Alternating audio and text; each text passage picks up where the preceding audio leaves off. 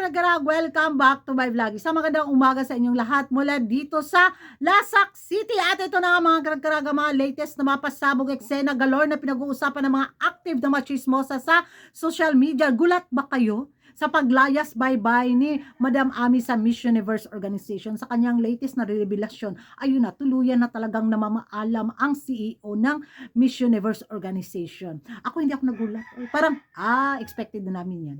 Di ba? Parang, pag mula nung lumaya si Mama Swan, tapos si Madam Sugar, tapos alam naman natin na siya talaga yung susunod na mag-step down sa Miss Universe Organization. Wala na.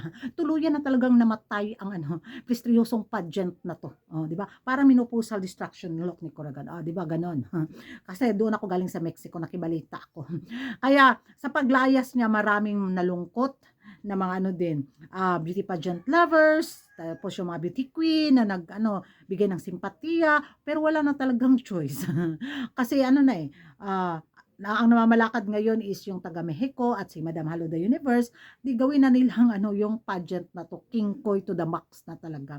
So gawin na nilang bangbang galore na ligwakin na talaga nila ng todo ang Miss Universe pageant. Sa paglayas nga ni Madam Ami, alam naman natin na bagong sirkulasyon ng friendship ang namumuno ngayon sa Miss Universe Organization. Abang na lang tayo kung ano yung mga pasabog eksena, iskandalo pang ihatid nila sa mundo ng beauty pageant, diba? So wala na.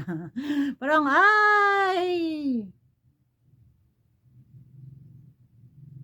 ganun na lang tayo.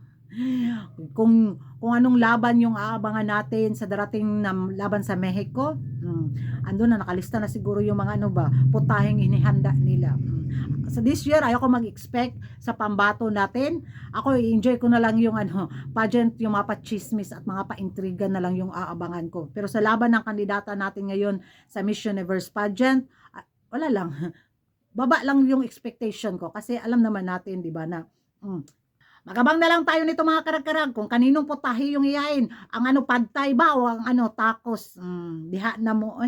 Yan ang mga karag-karag, yung magiging reaction nyo. Deadball galore din ba kayo sa latest revelasyon na to na namamaalam na nga ng tuluyan ang CEO ng Miss Universe Organization. Magingay tayo sa comment section at kung hindi ka pa nakapag-subscribe sa YouTube channel ko, don't forget to like and subscribe. Karag-karag ang babae lagi na karag-karag, and see you in my next vlog. Bye-bye!